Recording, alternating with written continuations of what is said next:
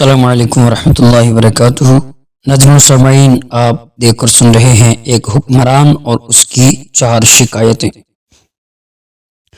حضرت سیدنا خالد بن معدان علیہ رحمۃ اللہ المنان فرماتے ہیں، حضرت سیدنا عمر فاروق اعظم رضی اللہ تعالی عنہ نے حضرت سیدنا سعید بن عامر رضی اللہ تعالی عنہ کو حمص کا عامل مقرر فرمایا۔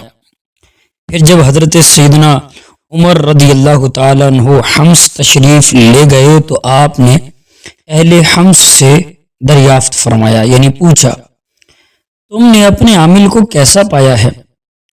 انہوں نے حضرت سیدنا عامر رضی اللہ تعالیٰ عنہ کے خلاف شکایتیں کی۔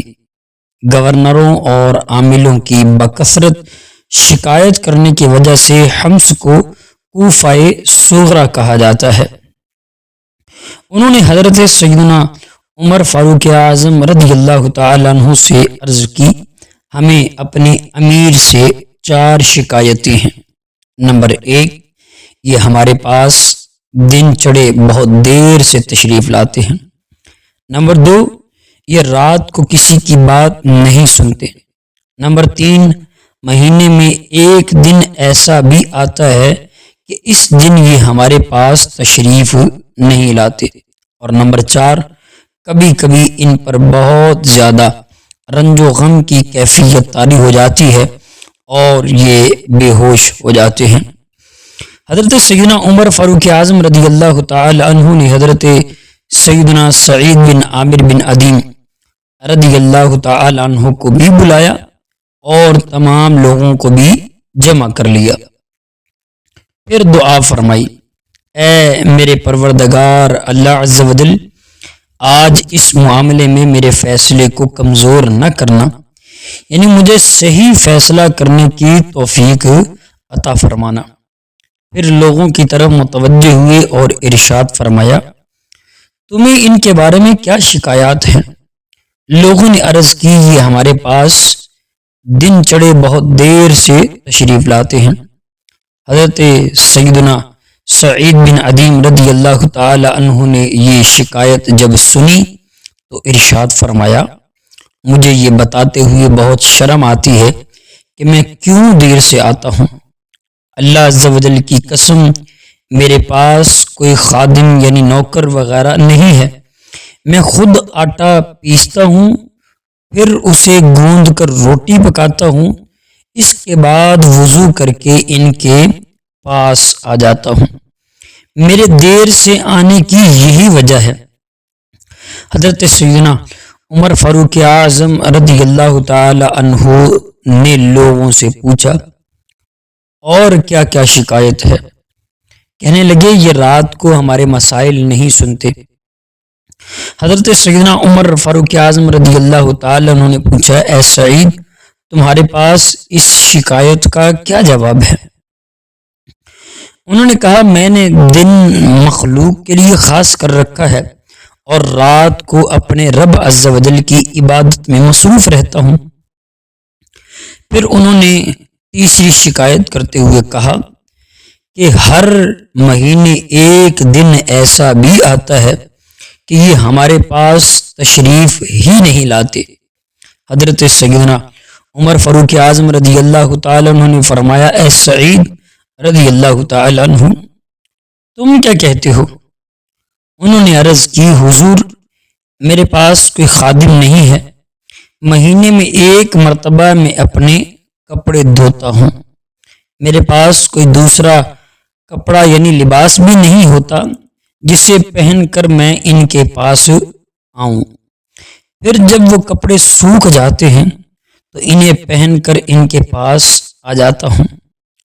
چوتھی شکایت کرتے ہوئے وہ لوگ کہنے لگے، انہیں کبھی کبھی شدید دورہ پڑ جاتا ہے اور یہ بے ہوش ہو جاتے ہیں۔ حضرت سیدنا عمر رضی اللہ تعالی عنہ نے ارشاد فرمایا، اے سعید رضی اللہ تعالی عنہ، اس شکایت کا کیا جواب ہے؟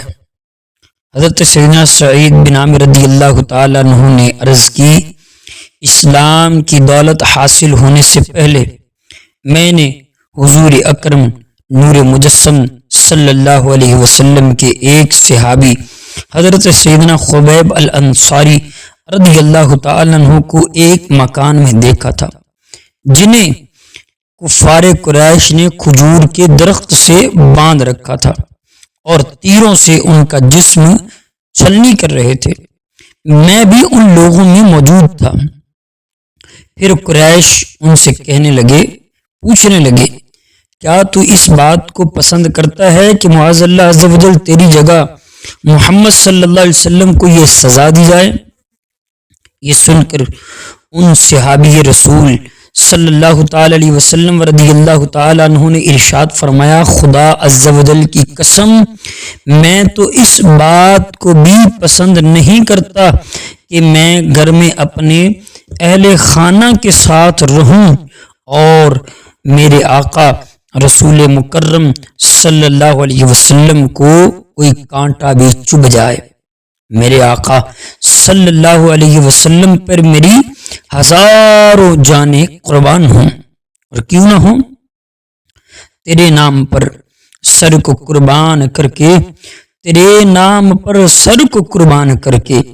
تیرے سر سے صدقے اتارا کروں میں۔ اور یہ ایک جان کیا ہے یا رسول اللہ، یہ ایک جان کیا ہے، اگر ہوں کروڑوں تیرے نام پر سب کو وارا کروں میں۔ اس کے بعد اس صحابی رسول صلی اللہ تعالی علیہ وسلم رضی اللہ تعالی عنہ نے حضور اکرم صلی اللہ علیہ وسلم کی بارگاہ میں استغاثہ یعنی فریاد پیش کی، اور یا محمد صلی اللہ علیہ وسلم، یا محمد صلی اللہ علیہ وسلم کی صدائیں بلند کی۔ افسوس وہاں ہوتے ہوئے بھی میں ان کی کچھ مدد نہ کر سکا، کیونکہ آپ اس وقت مسلمان نہ تھے۔ شاید میرا یہ گناہ کبھی بھی معاف نہ کیا جائے۔ بس یہ خیال آتے ہی میری حالت خراب ہو جاتی ہے اور مجھ پر غشی طاری ہو جاتی ہے۔ حضرت سیدنا عمر فاروق اعظم رضی اللہ تعالیٰ عنہ نے ارشاد فرمایا، اللہ تعالیٰ کا شکر ہے کہ اس نے میری فراست کو ضائع نہیں کیا اور مجھے ایسی عظیم ہستیاں عطا فرمائی ہیں۔ پھر آپ رضی اللہ تعالیٰ عنہ نے حضرت سیدنا سعید رضی اللہ تعالیٰ عنہ کو 1000 دینار دیے اور ارشاد فرمایا، ان کے ذریعے اپنی ضرورت پوری کر لینا۔ جب آپ رضی اللہ تعالیٰ عنہ کی زوجہ محترمہ رضی اللہ تعالیٰ عنہ نے دینار دیکھے تو کہنے لگی، اللہ تعالیٰ کا شکر ہے اس نے ہمیں غنی کر دیا۔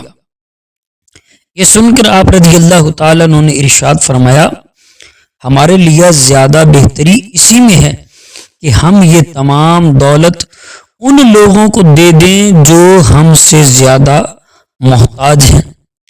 کیا تو اس بات پر راضی ہے؟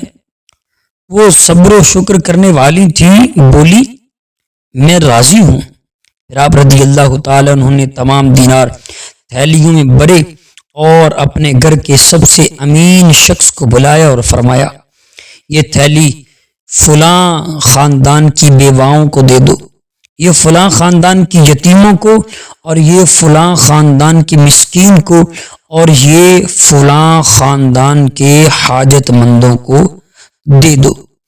اسی طرح آپ رضی اللہ تعالیٰ نے ساری رقم تقسیم فرما دی، صرف کچھ دینار باقی بچے۔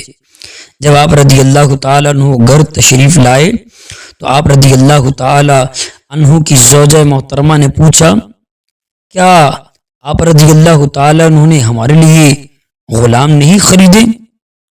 جو مال بچا ہے اس سے غلام خرید لینا چاہیے تھا۔ آپ رضی اللہ تعالیٰ عنہ نے ارشاد فرمایا، اگر ہم سے زیادہ کوئی محتاج آ گیا تو ہم یہ مال ان کو دے دیں گے۔ اللہ تعالیٰ کی ان پر رحمت ہو اور ان کے صدقے ہماری مغفرت ہو۔ اللہ تعالیٰ ہمیں بھی ایسے نیک صالح حکمران عطا فرمائے۔ ناظرین سامعین، اگر کہانی اچھی لگی ہو تو لائک، شیئر اور سبسکرائب ضرور کرتے جائیے گا۔ السلام علیکم ورحمۃ اللہ وبرکاتہ۔